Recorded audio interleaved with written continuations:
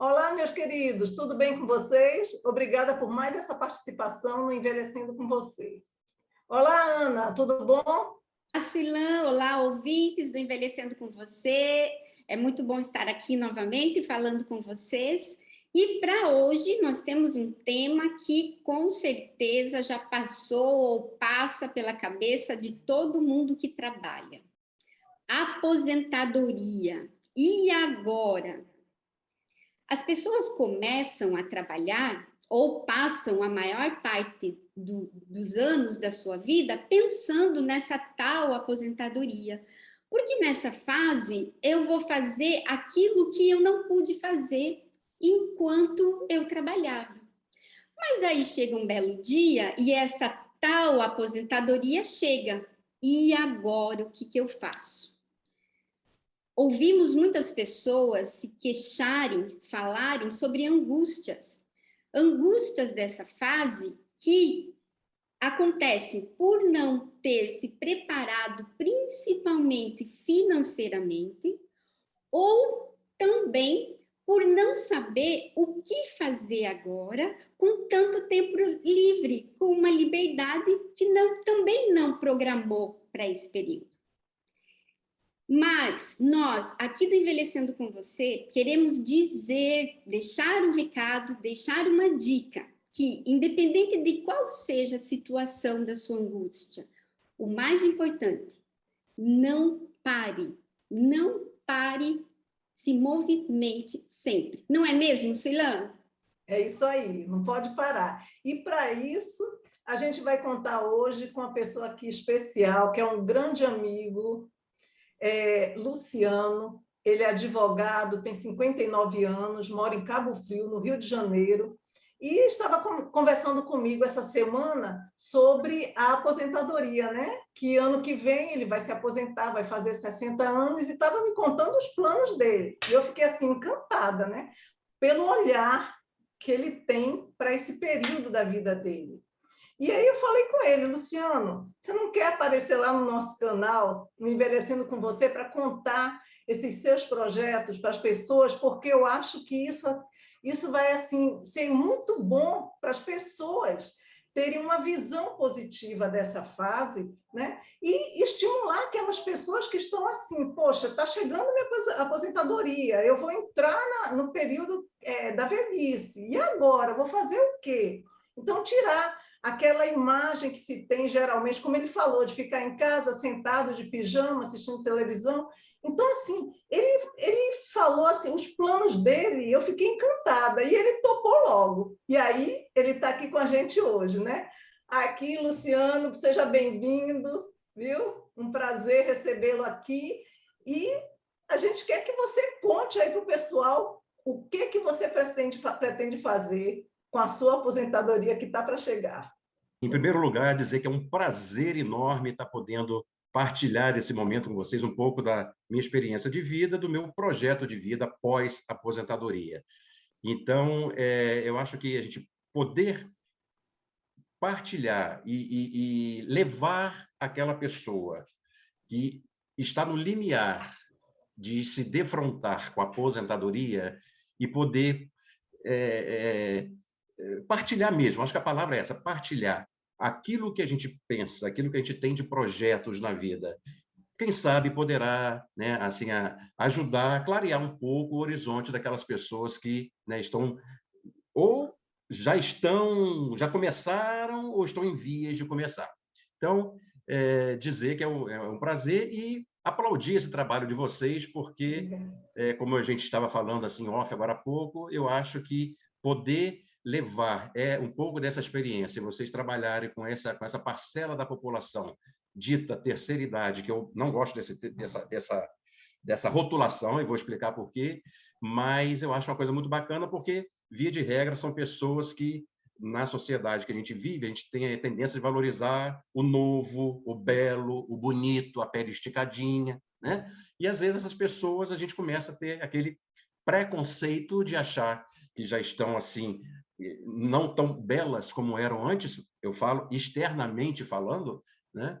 Mas estão ali, muitas das vezes, precisando desse acalento, desse desse olhar assim, atencioso, porque é a tendência natural da vida, infelizmente, a gente começar a deixar de lado essas pessoas.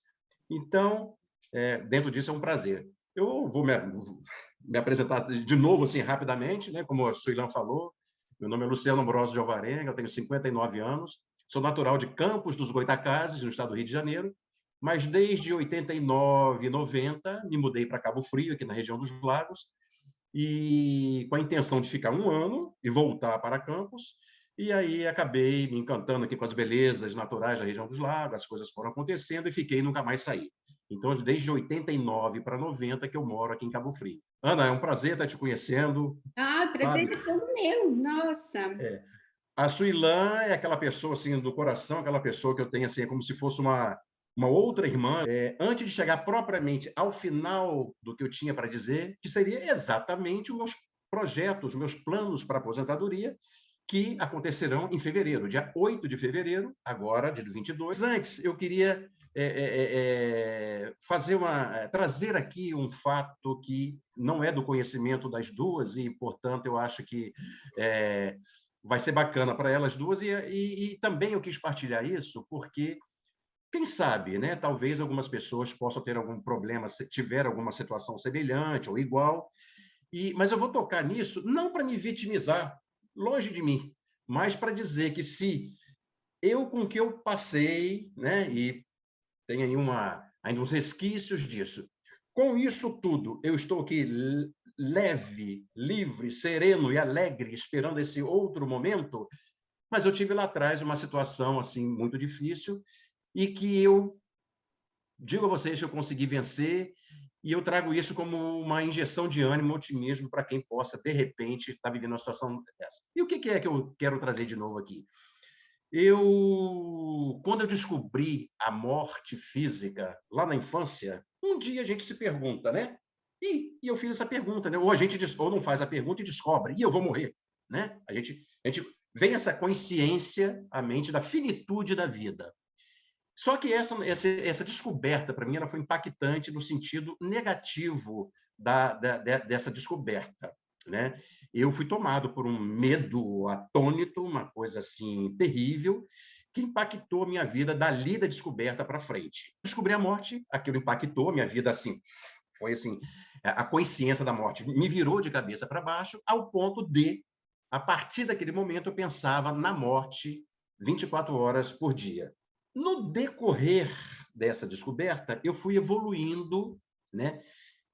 Veio a descoberta, eu não parei de pensar nisso nunca mais, né? Porque eu sabia, tinha consciência que a qualquer segundo, né, a morte poderia me pegar. E aí eu evoluí, né, para aquilo que a gente chama de compulsões, né? Que as pessoas pensam que são manias, mas não tem nada a ver mania com compulsão.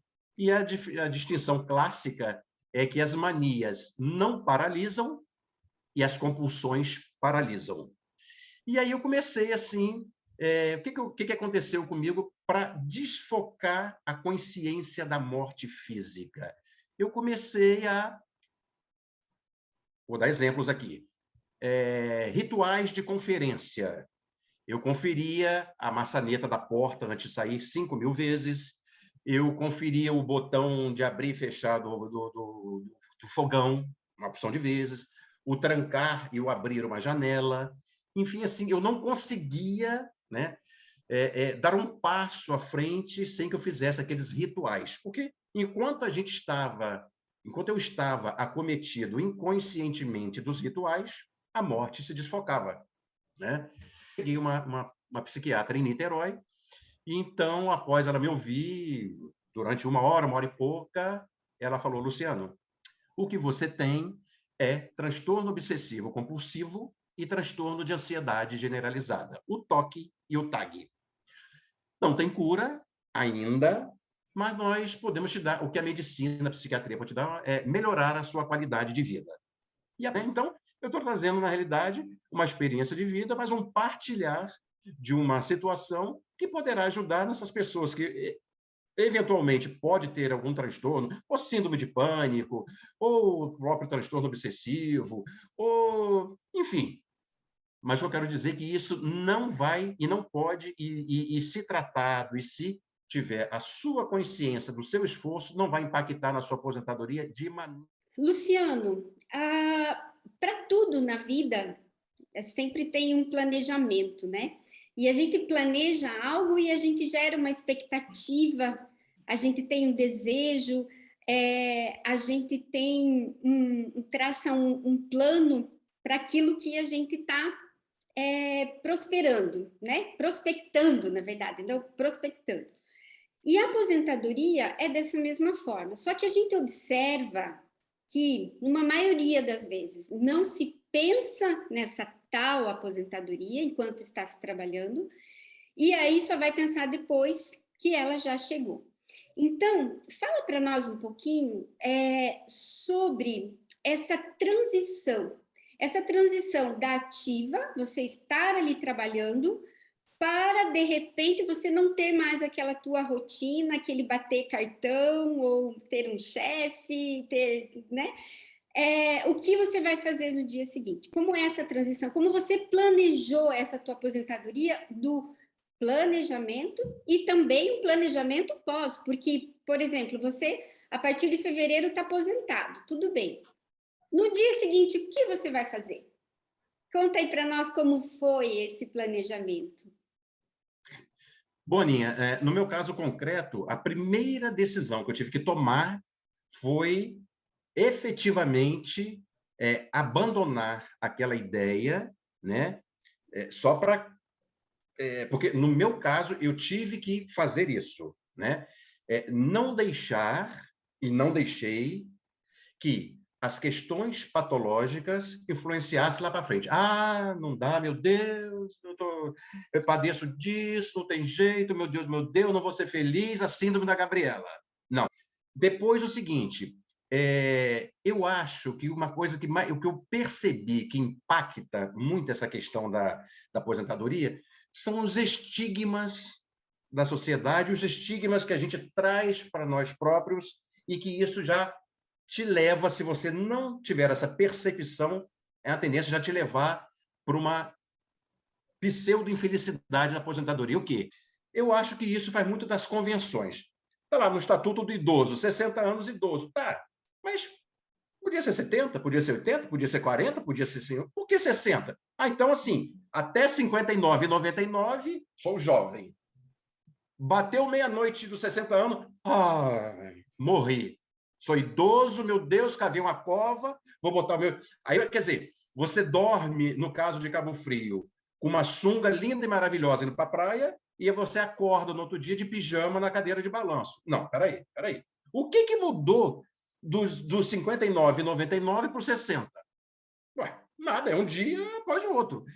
E de mais a mais, Ana, Suilã, aqueles que vão nos ouvir. Veja bem, eu tenho a certeza plena que essa questão de essa coisa do idoso, dessas palavras, desses rótulos, estão mais associados ao estado de espírito, aquilo que você interioriza para você, do que efetivamente aquilo que querem passar. E eu vou dar um exemplo. E aí é da onde eu não aceito no começo, acho que eu falei, né, esse título idoso. Por quê? Vamos lá, vou fazer uma pergunta para vocês. Eu conheço. Antes de fazer a pergunta, eu já vou dar minha resposta, que eu conheço vários. Quem de nós aqui, qual de vocês duas, daqueles que vão nos ouvir nesse canal, que não conhece jovens mais idosos do que os idosos? Eu conheço vários. Então, o negócio é o seguinte, se a questão é a idade, então eu posso dizer a vocês que tem jovens que estão com uma mente e um estado de espírito pior que o meu, eu conheço. Então, eu acho que não tem essa questão de idade dessas convenções. Então, eu queria que você que estivesse me ouvindo, tirasse o rótulo desse antecedente 59 anos e esse amanhecer 60, tá? Então, isso eu, assim, acho uma bobagem, acho uma bobeira a gente vestir a carapuça no dia seguinte. Bom, dito isto, eu acho que eu pensei, agora vou efetivamente falar da minha proposta que poderá ajudar alguém que me ouvir, né? Imagine vocês um fluxograma, um organograma, seja o nome que você quiser dar, que eu pensei assim para mim. Aqui em cima estaria projeto de vida pós-aposentadoria. Vou botar assim uma caixa assim em cima. Sairia uma seta para cá e uma seta para cá, né? Em cima, projeto de vida para aposentadoria, se a gente fosse fazer. Na primeira seta para cá, eu nomearia o primeiro projeto de vida, a serotonina da alma, meu primeiro projeto. E o segundo projeto, a minha serotonina corporal, física, aquela coisa que me impulsiona a fazer atividade física, por exemplo, né? O hormônio do prazer, aquela coisa.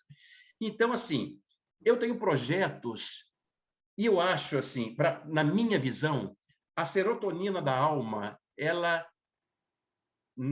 Eu não sei, eu converso às vezes com algumas pessoas que partilham disso, outras talvez não.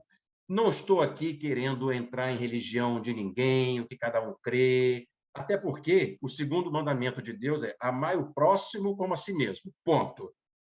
No segundo mandamento, Deus não disse, Deus não botou uma vírgula, amar o próximo como a si mesmo, vírgula, desde que esse próximo não seja ateu, ou desde que esse próximo não seja homossexual, ou desde que esse próximo não seja negro. Não está escrito nada disso. Amar o próximo. Então, ponto. Nós estamos aqui falando de amor, de paz, de coisas que vão impactar a vida da gente. E eu acho que a serotonina da alma, Ninha e Suilã, ela tem esse poder de transformar de dentro para fora, porque eu acho que a questão do idoso, dos rótulos, terceira idade... Por que terceira? Porque não seria quarta idade ou segunda idade? Quem diz que é terceira? Quem diz que é... Sabe, essas coisas? Então, assim, eu procuro e dou um conselho a você. Não se liga em terceira idade, 60 anos. Esquece os rótulos. Para com essa bobeira. Só que eu penso que muitas das coisas da gente passa assim, de dentro... Se não houver um impulso, uma vontade interior para o exterior, fica difícil. Então, assim, você para ter vontade... Eu acho um saco a academia. Eu acho terrível a academia. Então, mas por quê? Porque de dentro assim, de mim não flui. Eu já gosto de caminhar, eu gosto de correr, eu gosto de ir à praia. Então, assim, tudo eu penso que está um pouco associado assim, ao nosso interior. E você, a gente, ter projetos voltados para o próximo, eu acho que impacta mais beneficamente a nossa vida, a nossa proposta, até mais do que uma academia, do que uma corrida na praia. Porque você pode correr na praia por obrigação, você pode jogar um futevôlei, você pode jogar squash, seja lá o que for, mas você continuar... Você vai lá, joga o vôlei, futevôlei na praia, você fica ali, aquele negócio. E aí, sim, mas quando você vai jogar aquilo com vontade, então, eu penso muito nisso. E o que seria, para mim, serotonina da alma? Exatamente esses projetos que vão nos levar ao encontro do próximo. E aí vou dar exemplos concretos que eu tenho para a minha vida, até porque eu não falei antes, eu já fazia isso, já fiz um pouco isso. A gente não deve falar muito das coisas que a gente, né, fez, mas eu estou falando aqui só a título de experiência, para o outro. Vocês não sabem como é que é maravilhoso você, como eu já fiz aqui na região dos Lagos, em Cabo Frio, Búzios, Arraial do Cabo, fazer um Natal para criança carente. Gente, vocês não têm noção como é que isso é maravilhoso. Você visitar um asilo e lá você dar um beijinho na mão de um velhinho, fazer assim um carinhozinho. Gente, às vezes que eu fiz isso, eu saí um Hulk, sabe? Eu já sou Luciano, com Hulk, entenderam? Entendeu? Luciano, Hulk. Então, assim, eu acho que essa força que a gente precisa para essa pseudo-terceira idade, eu sugiro, eu penso que ter projetos voltados para o outro, para o semelhante, ajuda muito. E eu pretendo fazer isso, assim, me dedicar ao máximo em relação a isso. Outra coisa da serotonina da alma são essas ações. E aí você pode pensar, campanha de cesta básica, você pode pensar em campanha de fralda geriátrica para asilo, você pode pensar uma vez por semana você ir num asilo, você ir numa creche de crianças carentes e crianças órfãos, sabe? Então, assim, eu foco, já botei isso na minha cabeça que vou me dedicar mais intensamente a isso, porque eu vejo que, para mim, isso será o meu combustível. E aí eu tenho também a serotonina do corpo, né? Assim, aí é lógico, você tem que aliar corpo, espírito, alma e corpo, né? Interior, exterior, espiritual com material. Eu sou dessa vertente, respeito a dos outros, mas eu acho que você tem que coadunar corpo, espírito, mente sã, corpo sã, aquela coisa, né? E aí, na parte física propriamente dita, aí eu vou. Olha, eu já falei para a Suilã, eu estou assim, cheio de projetos. O primeiro projeto de vida meu, da serotonina da vida, mudar de cidade. Porque eu pensei assim, eu falei com a minha esposa, olha só, Márcia, 30 anos, 30 e tantos anos de Cabo Frio. Eu me aposentar numa cidade pequena, eu já conheço as praias todas, conheço o Buzo, conheço o seu quê, eu ficar aqui fazendo o quê? Eu pensei para mim que se eu ficasse aqui, a tendência de eu botar o pijama e ficar na cadeira de balanço seria muito grande. Eu falei, não quero isso para mim, hello, não quero isso. E eu falei assim, gente, o que eu vou fazer? Aí veio aquela coisa, eu vou mudar de cidade. E já decidimos. Vou trazer aqui em primeira mão, a Aninha não está sabendo, Aninha, você quase seu vizinho, eu e a Márcia decidimos, nós vamos mudar para opção A, Floripa. Opção B, Floripa. Opção C, Floripa. E opção D, todas acima. Acertou quem respondeu D, todas acima. Então, em fevereiro, comecinho de março, o lindo aqui, que eu sou lindo, sou bonito, minha esposa me ama, me adora, eu sou o cara, estarei pegando o meu carrinho e vou me alojar em Floripa. E aí, chegando, isso já está decidido. E aí, para quem puder fazer isso, é uma sugestão que eu dou. Você sair do seu círculo vicioso, porque aquilo vai dar um up. Sei lá, se você mora em Toledo, como Aninha, sei lá, de repente, vai morar em, sei lá, Curitiba, vai morar não sei onde. Quem tem dinheiro vai para o exterior. Tem vários amigos que foram para Portugal. Conheço vários amigos. Eu até cheguei a pensar.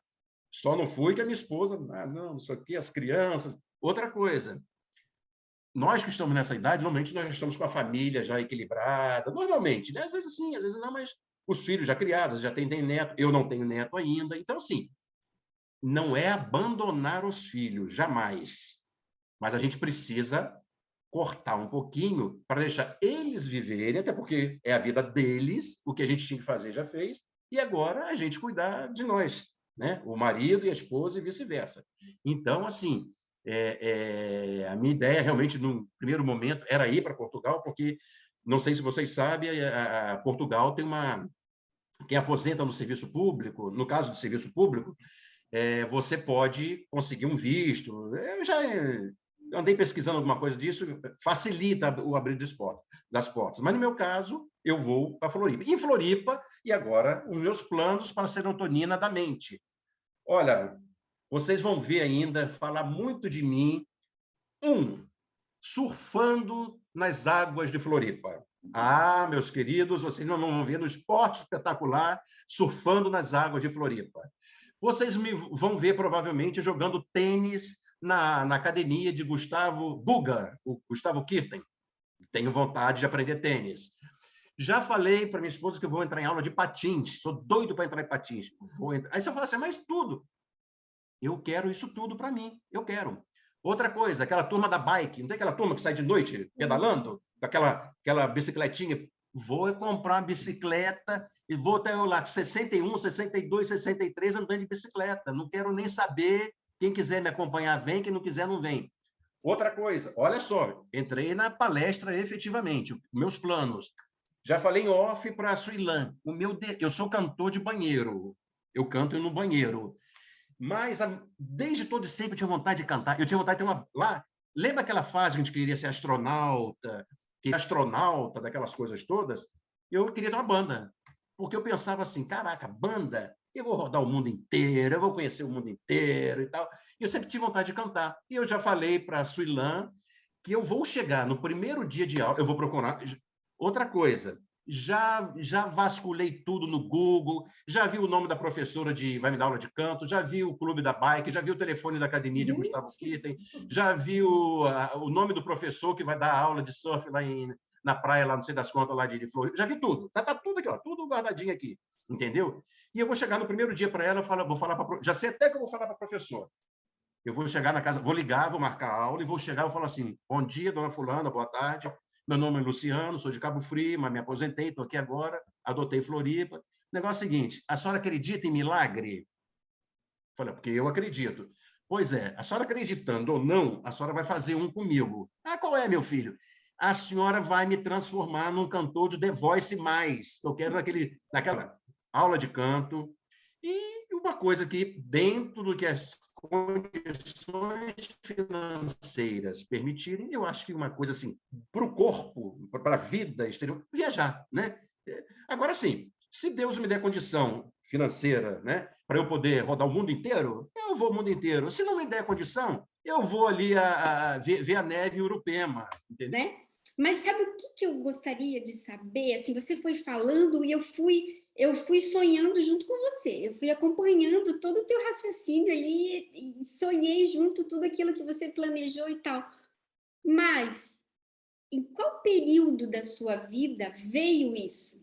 Você estava lá trabalhando, tal, de repente, pá, eu quero fazer isso quando me aposentar. Qual foi o período que você conseguiu parar e isso veio à tona? Esse planejamento aí. Isso brotou quando eu percebi que eu estava mesmo no limiar da aposentadoria. Foi agora recente, entendeu? Por que acontece? Falta 20 anos para aposentar. Falta 18, falta 15, falta 10. Mas a gente fica sempre achando, ainda falta muito. E a gente acaba não se programando, porque, falta muito. E eu meio que entrei por essa vibe aí também. Mas quando eu me dei conta, opa, chegou, é agora. Quando eu me dei conta disso, coisa de um ano, talvez na pandemia, no meio da pandemia, talvez, enfim, tem coisa de 1 ano, 2 anos atrás, eu falei, não, agora o que eu vou fazer, né? E aí foi nesse momento, foi agora recente, coisa de uns 2 anos atrás, tá? Respondendo objetivamente a sua pergunta. E aí, Aninha, enfim, eu tenho sonho assim, meu sonho de visitar o Vietnã. Aí você vai falar assim, Vietnã? Não sei te dizer, mas eu quero visitar o Vietnã. Eu vou. Se eu vou conseguir ou não, mas eu acho que às vezes que eu viajei, quem viaja sabe, né? O viajar, ele, sim, renova, né? O clima, a cultura, essa coisa toda. Então, eu tenho esses vários projetos. Eu estarei sempre, isso eu queria deixar bem claro aqui para vocês que verem essa live, participarem dessa live depois, olhar, enfim. Eu acho que o grande questão é se monitorar enquanto aposentado, enquanto jovem experiente, para não deixar jamais que em qualquer momento da sua aposentadoria você se deixe contaminar ou pela mídia, ou seja lá quem for, que tentar aquela coisa do jogar para baixo a terceira idade, aquela coisa. Assim, eu serei sempre um aposentado que estará em plena com a antena ligada para não deixar essa alegria que eu estou agora me deixar abater em qualquer momento. E quero viver muito, vou controlar a saúde que eu procuro fazer, e alimentação é uma coisa fundamental, né? A gente tem que ter os controles. Olha só, eu queria falar o seguinte, a gente acha assim, eu ouço muitas pessoas falarem, e eu mesmo já me traí falando isso. Como é que você está? Não enxergo direito para perto, tem que botar óculos, a memória falhou, e não sei o que, estou esquecendo de tudo. E aí a gente, sem perceber, você vai conversando com pessoas da sua faixa etária que apresentam as mesmas queixas. E aí parece brincadeira, mas não é brincadeira, é uma coisa extremamente séria, porque a gente acaba enveredando e achar que só deve conversar com pessoas da sua idade, tá? Que é uma bobeira, não tem nada a ver isso, e acabar internalizando Ai, meu Deus, realmente. Agora, olha, eu lembrei que agora, essa semana, eu vi uma entrevista de Gilberto Gil na CNN com o professor Calil, o médico Calil, lá acho que é do Sírio-Libanês, em São Paulo. E o médico perguntou a ele assim: Gilberto Gil, você. E aí, o que que você. Está na idade, né? Como é que você está? Ele falou: olha, eu procuro tocar o meu violão, procuro fazer minhas coisas, procuro tocar. Assim, reconheço que tem algumas coisas que já não tenho mais a plena capacidade de fazer como eu fazia como criança, mas não deixo isso me abater. Então, assim, eu continuo, não tenho mais aquela condição de ficar elaborando letras de músicas toda hora, todo dia, porque, enfim. E eu achei isso assim, muito interessante. E o médico perguntou a ele, aí tem tudo a ver comigo e com você, você pensa isso. E ele falou assim, o doutor Calil, Gilberto Gil, você tem medo da morte? Você pensa na morte? Ele falou assim, ó, Calil, ele até fez uma musiquinha pro doutor Calil, eu achei super bacana, tá lá na CNN, depois vocês entram lá. E ele falou assim, olha, eu sei que um dia ela vai chegar, eu não procuro pensar, procuro viver, tá? Então, eu achei um pouquinho por aí, sabe? Assim, a mensagem de tudo que eu queria que ficasse é o seguinte, alegria, esperança, fé, sabe? Energia, sabe? Se ficar isso para quem ouvir isso, daí para mim já foi gratificante. Não entregue os pontos, não ache que já dobrou o cabo da Boa Esperança, não ache que terceira idade já vou morrer, não, absolutamente. A medicina está avançada, uma opção de coisa aí, sabe? É viver intensamente esse momento. E é isso que eu vou querer fazer. Não vou. Vocês, quando eu tiver 70, talvez seja já tudo branco, aqui os cabelos todo branco, eu vou estar nesse mesmo pique, falando pelos cotovelos e, sabe, eu quero que vocês olhem para mim e vejam um expoente, um sol irradiando energia, alegria, paz, amor, coisas boas, dar risada, tomar uma cervejinha e vamos que vamos. E palmas para os experientes, os jovens experientes. Ótimo. Obrigada, Luciano. Vamos te agradecer, viu? Muito obrigada. Beijo para você. Gente, muito obrigada pela participação de vocês. Luciano, muito obrigada. Foi muito gostoso o nosso bate-papo aqui. Obrigada. E a você, ouvinte, que nos acompanhou nesse vídeo. Não deixe de se inscrever no nosso canal, tocar o sininho, dar seu like, compartilha com aquelas pessoas que você sabe que precisam ouvir esse vídeo, que vai fazer sentido para a vida delas estarem vendo e ouvindo esse vídeo aqui, que nós tivemos o prazer de estar com o Luciano. Um beijo a todos. Beijo, gente. Até terça-feira, hein? Terça-feira tem vídeo novo. Tchau, tchau. E quando eu aparecer no The Voice+, vou querer a votação de todos os jovens experientes desse Brasil que votem em mim para que vire uma cadeira daquela e eu avance de fase. Eu quero passar de fase. E vai virar, e vai virar. Beijo, gente. Tchau, tchau.